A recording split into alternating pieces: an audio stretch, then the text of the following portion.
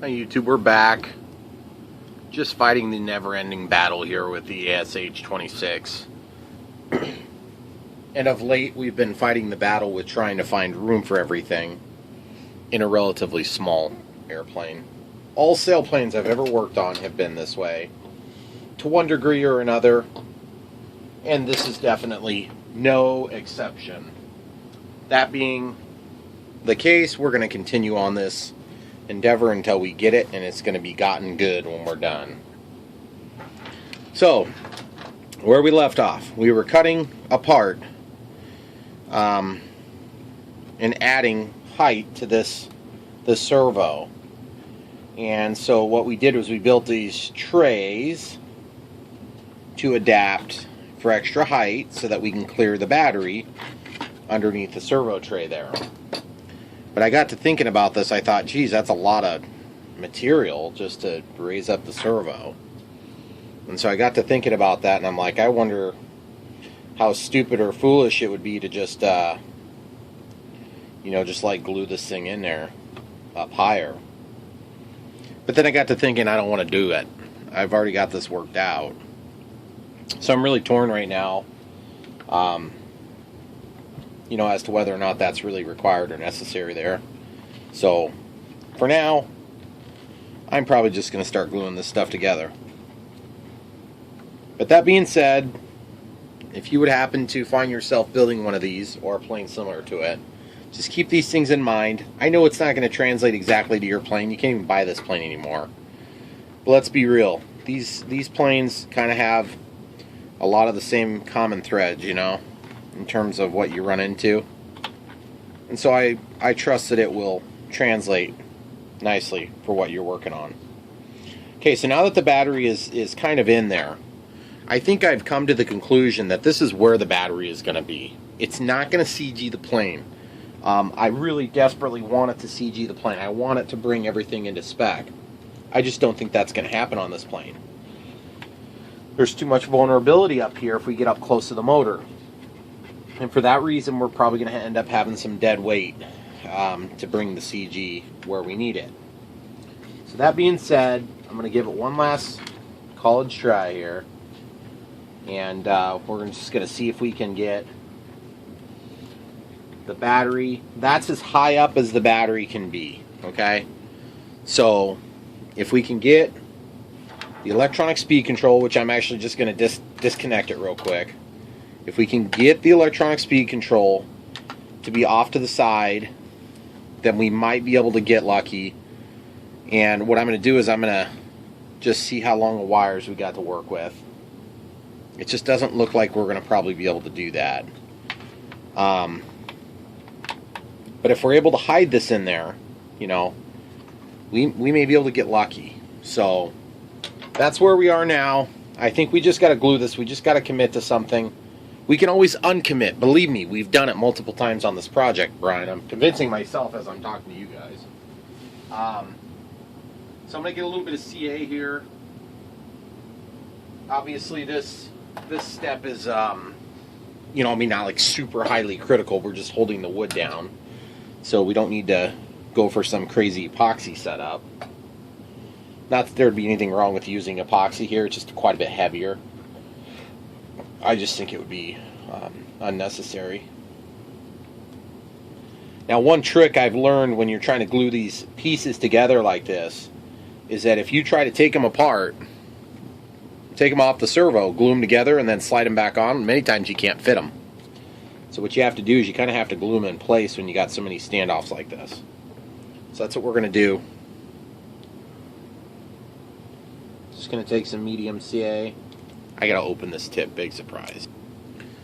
Okay, so the first thing I gotta do is, of course, open up the tip, like always. And so what I'm gonna do is I'm just gonna get a small amount on one side and then a small amount on the other side. This doesn't need to be like a ton. It just needs to be kind of enough to hold the two pieces together. It doesn't need to be enough to like hold the structure of the plane together. Like somehow it's vulnerable to falling apart. Okay, but I do want kicker on there because then when it sticks to my fingers, it will actually stick really good. That was a facetious statement, as usual.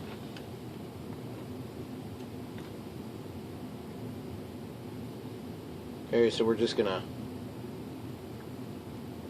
Oh, good God. More of that stuff just shot out on me there than I anticipated, so now it's probably gonna try to glue itself together. And if it does, that'd be a bummer, but worse things have happened in life.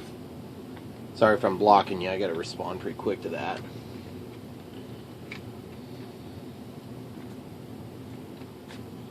Okay, so now that we accidentally glued a bunch into the wrong spot because the tip got a little bit clogged, I'm going to now move to the other end where I can try desperately to duplicate the same screw up. See? Just like that. You see how it all came at once? That's exactly what just happened on the other side. So, just wiping off the excess there, and we'll just squeeze it together. Then on the other end, we'll go ahead and we'll just pry it down a little bit. Of course, this is super sticky. Remember, guys, do as I say, not as I do.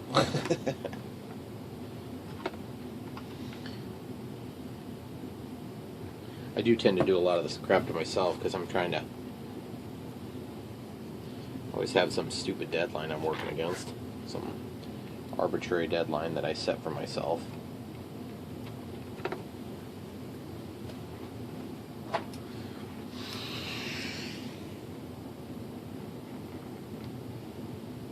So now, in my case, I now have more or less glued the servo in, which I hadn't really intended to do that, but it's not the end of the world either. I really don't care if the servo is glued in.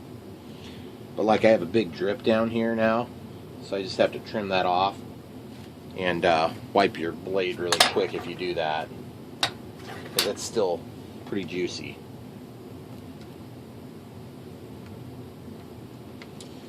Okay, so we have that all as one contiguous piece now. So let's just make sure it'll dry fit back into where it was, now that we've glued those ribs together, or whatever you want to call those things. I don't know that they would be called ribs. I'm going to take a little more material out of there. I want to allow the servo wire to go in instead of just going down. And that's going to get our servo wire into a less vulnerable spot. Jeez, that slipped out really good. So we're going to try that again, except not screwing up.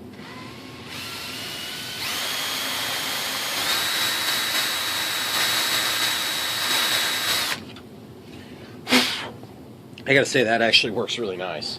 So, it's 1 for 50.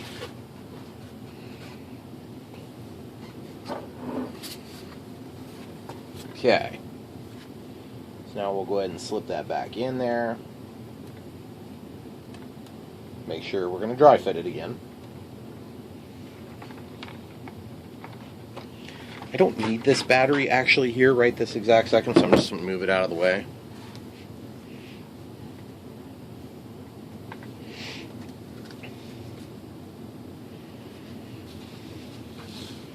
So I'm having to resituate a couple of things here because I'm struggling to get everything to behave for me.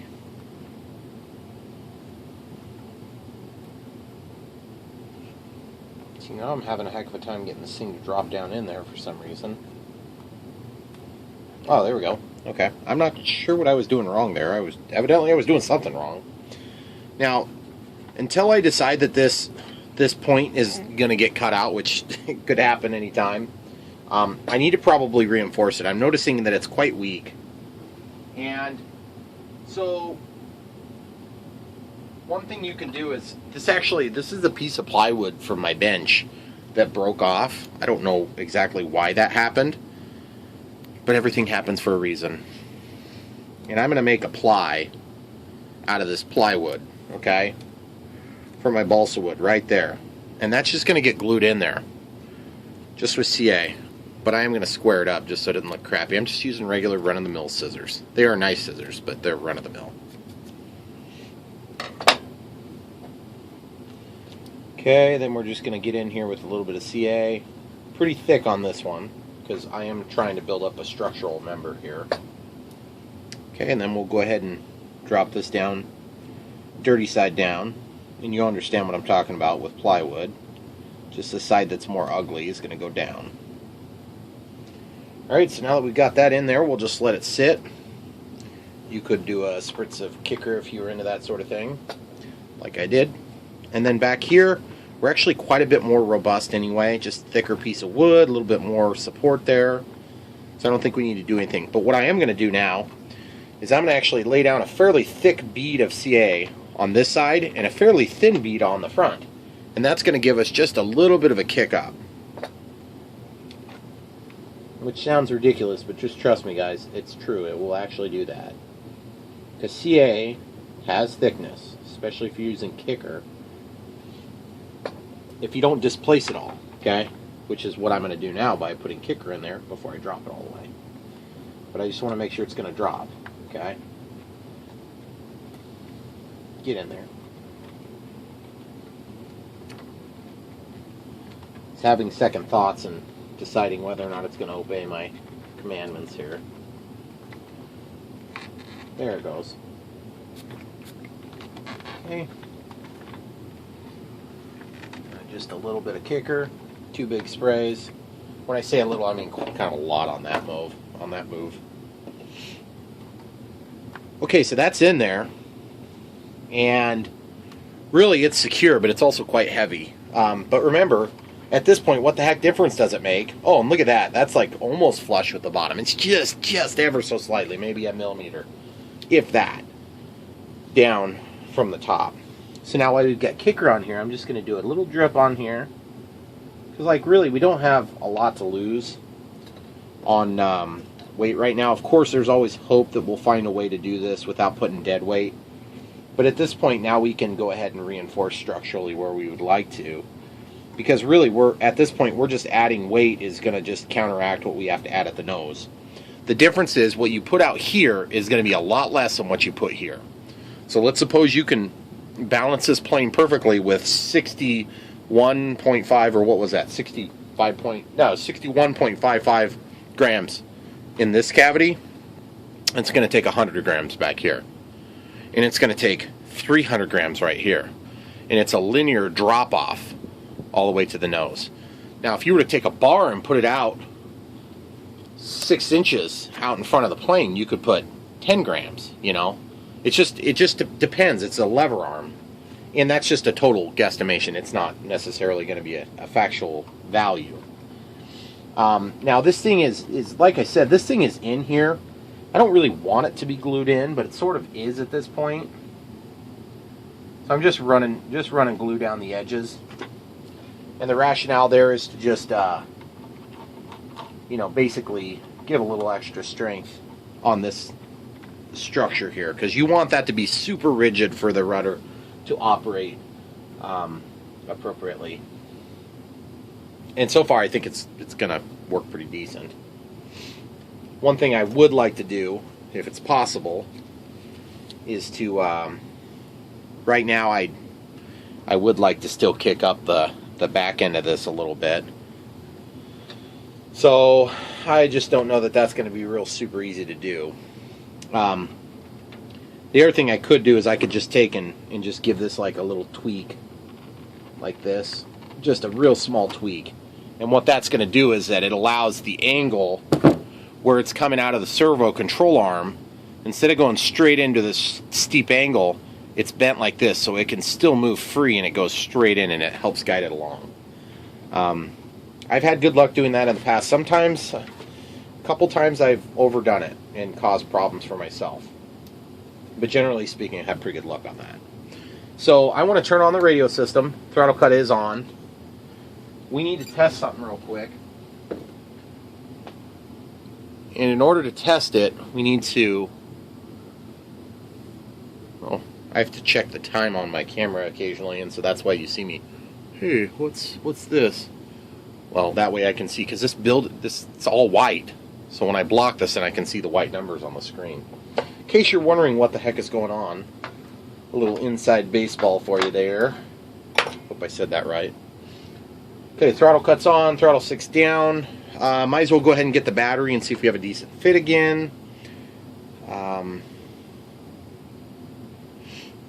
and by the way, these are beautiful packs. I've really been happy with these. They work really nice for the other planes that I use them for, which would be like my Cirrus SR-22. Added like 10 minutes of flight time. I couldn't believe it. Probably because my 60C packs are just getting toward the end of their lifespan. But one thing about these packs is just look how narrow they are. It's just nuts. See that? Now, granted, this is a 2200. This is less capacity. But this is a 30C and this is a 60C. So you're going to have a little bit more thickness with a higher C pack. I'm going to show you something. With a 2200 3S, I can fit that in, but just barely, okay? Now, the thing I like about the 2200 3S is that it's lighter. The thing I don't like about a 2200 3S is that it's lighter. You're probably thinking I've lost my mind. No, I haven't lost my mind. I like the fact that it's lighter, but the problem is lightness is our enemy right now. We need to actually produce some weight up here. So what we lose in general performance is irrelevant at this point. We have to be able to CG the plane. If we don't CG it, it's not going to fly worth a crap anyway. Agreed? Wow, look how much stronger that is. Jeez. That's definitely got a little bit of flex, but that's bound to happen. In fact, I'm gonna apply that up one more time. I'll just use the same awesome garbage piece. Just cutting it square so it doesn't look like a piece of garbage. And one more cut to square up the end. And you'll notice it's a little bit smaller too, a little bit shorter. But still a lot of glue.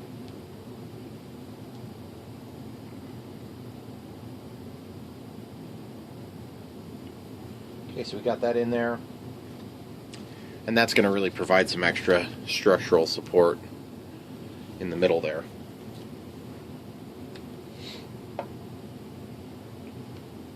Okay, so the battery should slip in without any problems. One thing I got to figure out too is how to kind of get all these wires to go where I want them. At this point, I don't know that I'm gaining anything by having the wires go this way. They may just all need to go back and out there. And then, I don't know if I should just, I mean, since we're going to end up adding weight, who the heck cares? I mean, I should just mount this wherever the heck I can fit it. The problem is I still have to contend with this action for the landing gear. So if I get this to fit right there, which would not be inconceivable, see, watch. I'm going to prove to you that it's not inconceivable. Ready? Oh yeah, look at that. We're mighty tight now, but still, it's only tight because I'm running along that giant drip of CA that I added for extra flavor. So let's go ahead and, I mean, let's just leave it there. Let's leave it there and see if we run into a problem. Because at this point, what the heck difference does it make? So, when I'm all said and done, I can tie up my excess wires and I can pop them over into this corner here behind this. There's going to be like a triangular void underneath where this servo is. Okay, so next step is to plug in the battery to the electronic speed control, okay, which is currently detached completely, which I had forgotten about. Okay, so it's plugged in now. Okay, so now we have to test rudder first.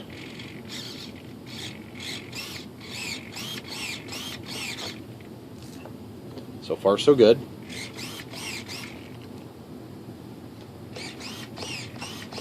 Got a little bit of centering to do still on that, which, incidentally, we have quite a bit of centering to do.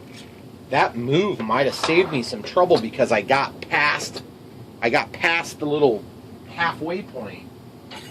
So now maybe I should go ahead and get that done real quick, because as you can see, the rudder's not quite perfectly true. Now you probably can't see real great, but take my word for it, folks. Man, these Emax stickers just, I hate to take them off because it's like nice to know what servo you're dealing with. But to be honest, I'll know. It'll be in my head.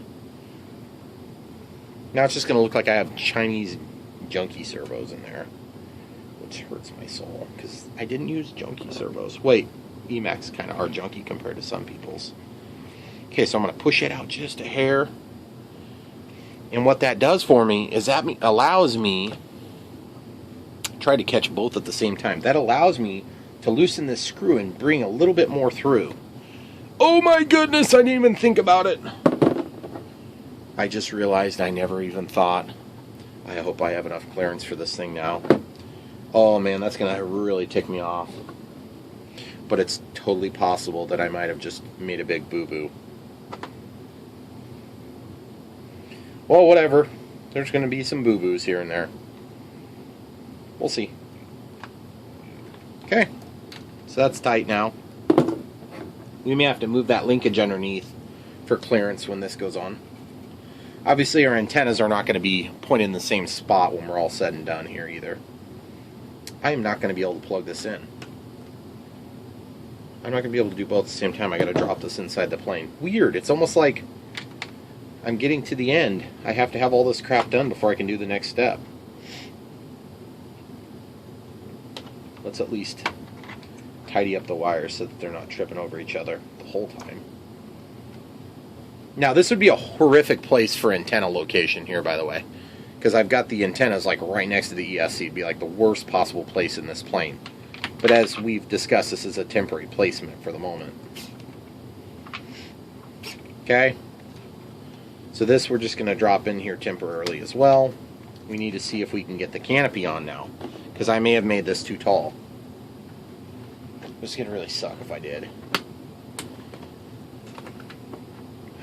Oh! You see it? Look, guys. It's hitting. It's not poking a hole, but you can see it. It looks like the alien is about to burst out of the chest here. Watch this. Ah! Ah! Ah! Okay, so that being the case, I have to make a difficult decision here. How do I want to manage that? Because so far, it's not actually impacting the canopy that much. And I could just heat it up and just kind of lift it a little bit. Well, the other thing I could do is I could take this canopy, and I've done this on other planes before, where I will take and cut a channel, and that allows me to push this up. In fact, I did it on the L39. Of course, it's all crashed up, so I don't want to mess with that right now. I may have to take this off and flip it to the underside. I'm going to do everything in my power to not do that. I could also try to bend this lever, if it'll let me bend down just a little bit. And when I say bend, I mean like I could actually take and tweak this at a bit of an angle, like this. Let's see how much that impacts performance.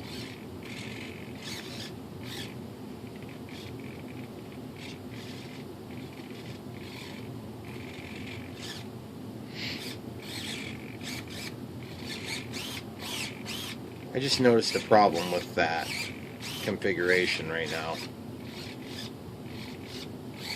I'm running out of throw on one side but not the other. I may not be able to move it to there. I may have to move it back. That's fine, I guess. It's not a big deal.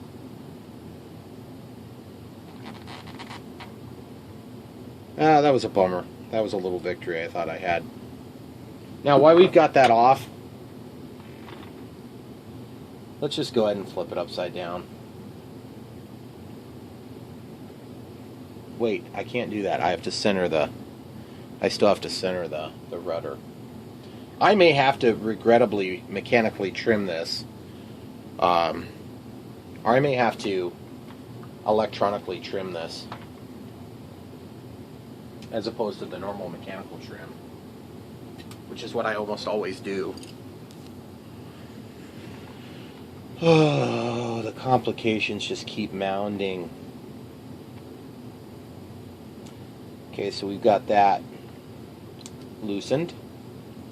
Now we can take this and see if we can get this bottom piece off. Since it's a friction fit, I'm just hoping it doesn't weaken our connection point too terribly bad.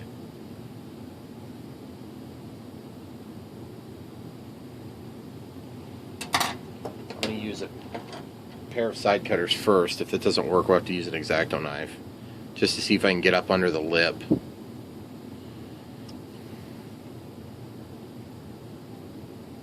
Okay, that lifted it a little bit.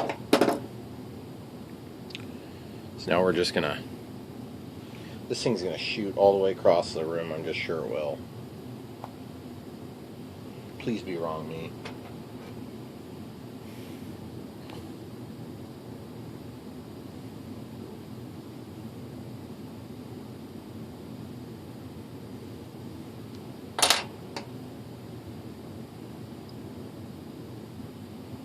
Okay.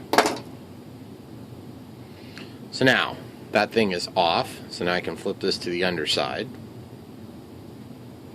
And then I can stick... I didn't lose it, guys. I see it. Yes, it's right here still. Jeez.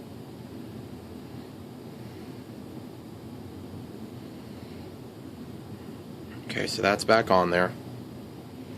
Now the trick of the day becomes, how the heck do I tighten the screw on this? Well, I'll just have to hold it up in a precarious, ridiculous position and then tighten the screw and hope I don't bend the guide rod or the rod.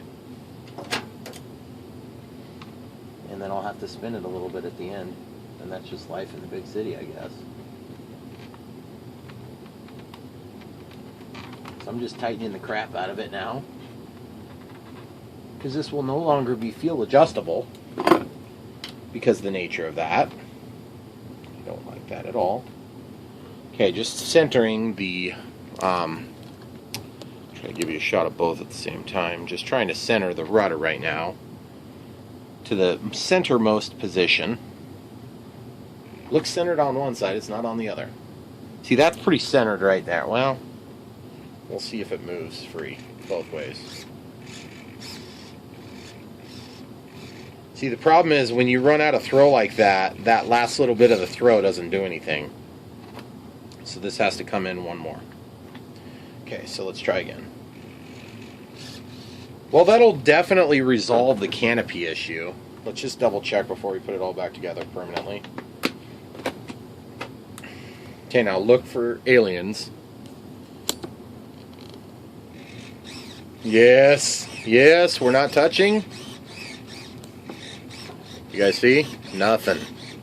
That's what we want to see. Nothing there. Okay, so let's pop this off again.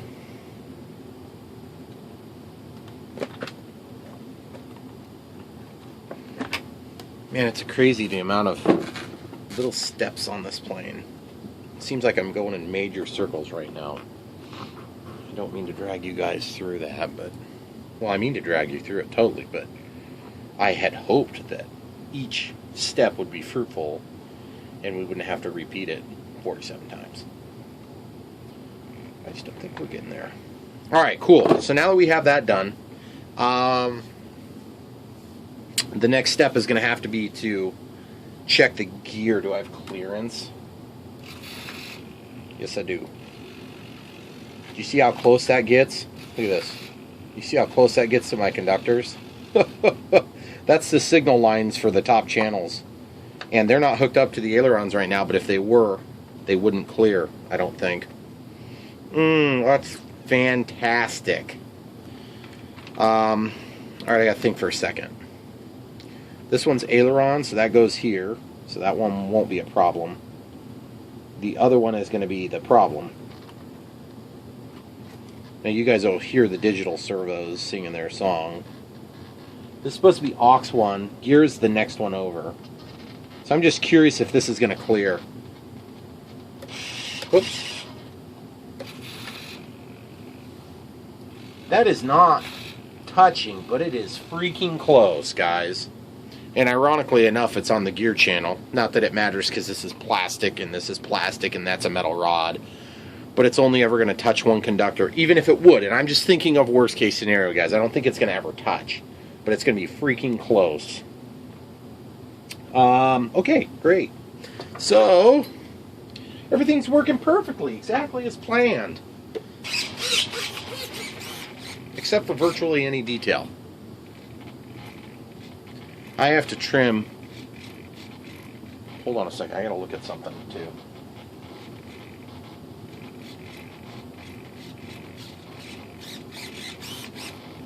hearing a funny noise on my rudder, so... You hear that, guys? Not the digital servos, I hear that too, but I'm hearing a noise back there.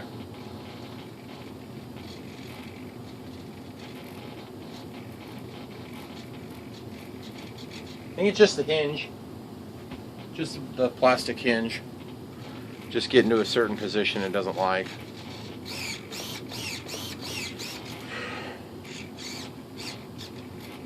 Okay, so I'll have to come into my servo setup here.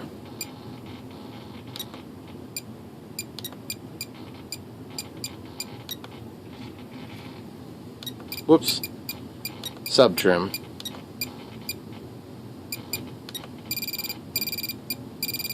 Yeah, we're just going to have to do a sub trim on this.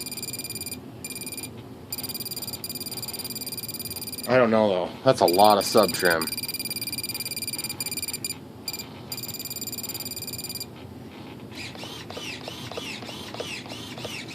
Okay guys, we're out of time on this video, which is a real bummer. There's going to be more coming. You just wait and see. Don't forget to like and subscribe. We will get this thing. We are going to beat this thing. Trust me.